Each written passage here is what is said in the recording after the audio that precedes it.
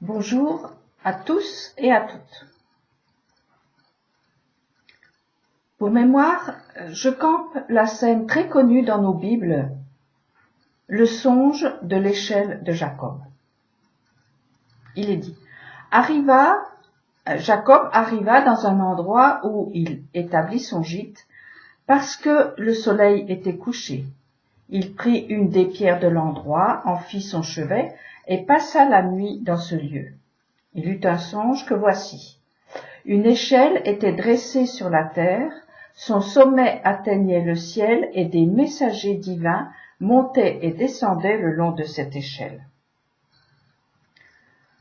Un observateur présent sur les lieux verrait seulement qu'il fait nuit, qu'un homme dort, sa tête reposant sur une pierre. Pendant ce temps, le dormeur, lui, voit une échelle reliant le ciel et la terre sur laquelle des messagers s'activent. Nous avons donc un homme en bas de l'échelle qui dort et rêve. Des psys d'aujourd'hui diraient « voilà quelqu'un qui désire s'élever et monter dans l'échelle sociale ». En langage moderne, il désire prendre l'ascenseur social. Noble désir très humain.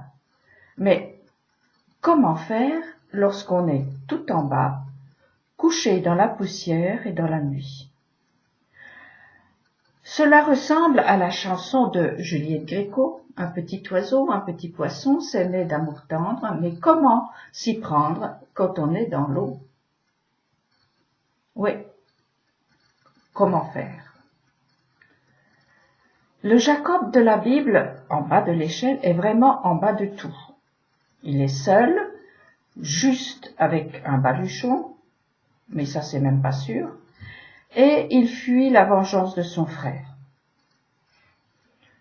Je suis fort étonné que Jacob puisse dormir dans une telle situation. Moi, je n'aurais pas fermé l'œil. Bon, je ne suis pas Jacob. Le songe de Jacob est-il le fruit de son désir? Veut-il se retrouver en haut de l'échelle? Peut-être. En tous les cas, pour l'instant, son désir est plus simple. Trouver une épouse. De toute façon, le songe montre que tout procède de lui. Il est comme sous l'échelle dressée. Elle repose sur lui. Pour monter, il faudrait qu'il se réveille, se lève et monte chaque échelon.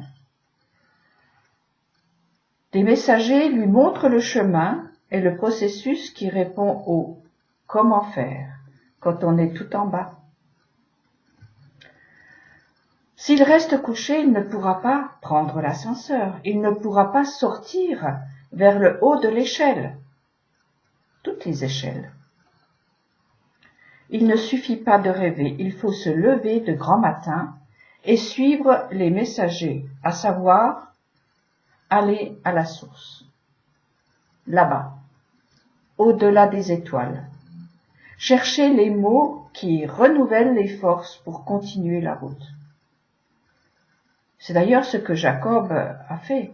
Il se remit en chemin pour trouver l'aide, dans son cas ce sera l'épouse, qui palliera à sa solitude. Une autre image se greffe sur cette scène que je rapporte volontairement sans parole. C'est celle des anges qui montent et descendent. Cela veut dire qu'ils sortent de quelque part et entrent ailleurs. Quelle que soit la situation, il y a devant nous deux portes. L'une permet de sortir et l'autre d'entrer. Que ce soit Jacob ou n'importe qui d'entre nous, il est essentiel de savoir non seulement que ces portes existent, mais que l'on peut entrer ou sortir. Ce sera le choix du rêveur lorsqu'il se réveillera de sa sidération. En réalité, où sont ces deux portes? Elles sont dans l'instant. L'instant est une porte qui s'ouvre et une qui se ferme. Entre les deux, il y a un pas à faire dans l'instant. Il faut choisir entre regarder et ne pas bouger, rêver, ou quitter la porte qui se ferme pour entrer dans celle qui s'ouvre. Dans le réel, Dieu est dans l'instant. C'est l'instant qu'il faut saisir, comme la pierre que Jacob a saisie pour l'ériger en autel en disant « Assurément, Dieu est dans ce lieu et je ne le savais pas, ou je ne le savais plus. » Dieu a saisi l'instant et l'a déclaré Bethel, maison de Dieu. Rêver d'arriver en haut de l'échelle ou de trouver de l'aide est une chose, mais il faut se lever, se mettre sur ses deux jambes et saisir l'instant avec son message qui ne manquera pas de se présenter devant celui qui est sincère. Bien sûr, chacun peut ignorer cet instant et rester dans les brumes du rêve qui deviendront un nuage confortable. Comme un tapis volant, il peut nous transporter loin et pour longtemps. Certains préfèrent d'ailleurs les soucoupes volantes. Mais un jour ou l'autre, trop lourd, le nuage tombera en pluie ou plutôt en larmes. Le cœur, avec ses valvules qui s'ouvrent et se ferment pour permettre au sang, donc à la vie, de circuler dans tout le corps, est une autre image pour illustrer et expliquer l'urgence de l'instant et ne pas le manquer. Le sang circulant entre deux portes ressemble étrangement aux anges sur l'échelle vue par Jacob. Les messages que le sang porte sont, entre autres, les gaz et les nutriments. C'est vital pour le corps, tout comme le sont les messages des anges entre le ciel et la terre. Ils sont vitaux pour l'Adam. La vie physique, comme la vie spirituelle, fonctionne comme un courant alternatif. Elle circule d'un pôle à l'autre à chaque instant. En bas de l'échelle, Jacob l'était. Il s'est levé, a marché, a gravi les échelons qui se présentaient, a déjoué les ruses de son beau-père et est revenu très riche. Et puis, un nouvel instant vital s'est présenté, sous la forme d'un homme qui lutta avec lui. À nouveau seul, dans la nuit.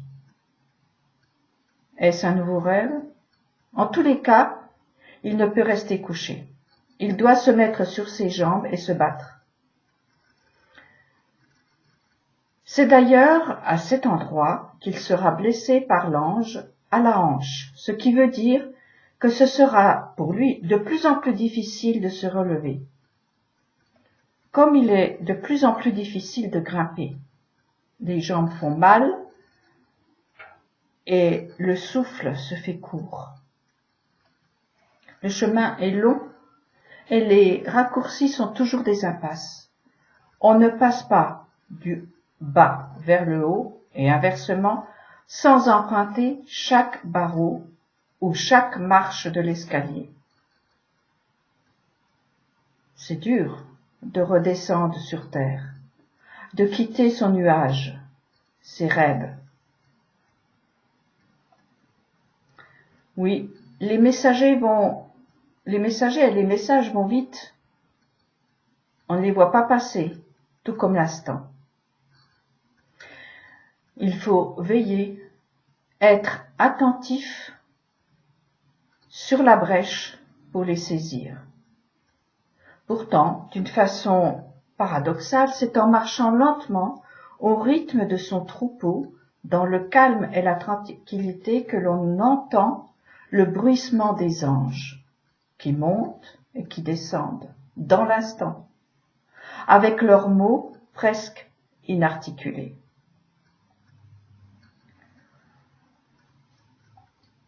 Contrairement à son frère Ésaü, toujours en chasse, Jacob a appris à laisser du temps au temps.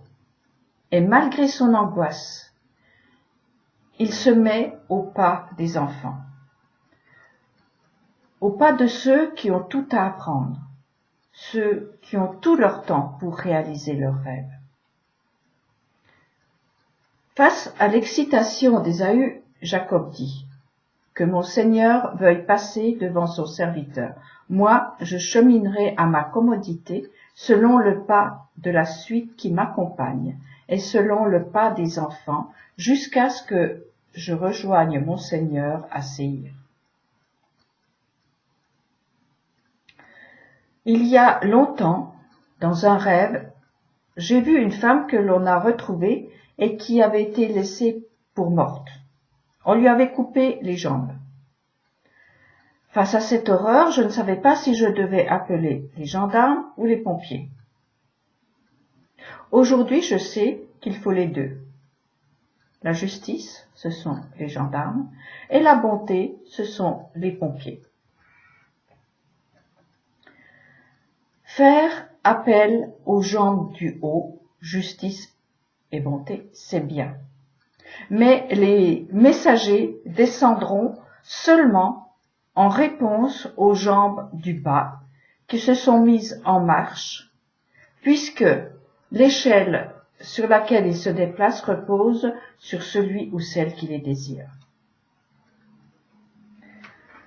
Si les jambes n'en peuvent plus de se relever, il reste les bras qui peuvent s'agripper aux barreaux du dessus. Écoute, ô Dieu, ma supplication, sois attentif à ma prière. De l'extrémité du pays je crie vers toi. Alors que mon cœur tombe en défaillance, puisses-tu me mener sur un rocher qui domine de haut. C'est David qui parle. Ah, David, que ton esprit se réveille sur notre terre. Tu portes dans ton nom 2 portes qui sont aux 2 extrémités de l'échelle que nous avons à parcourir avec notre suite. Merci d'être là. David, tu es mon ami. Les messages que tu m'as laissés dans tes chants sont autant de messagers vitaux pour la route. La vie y circule. Bonne méditation et à bientôt.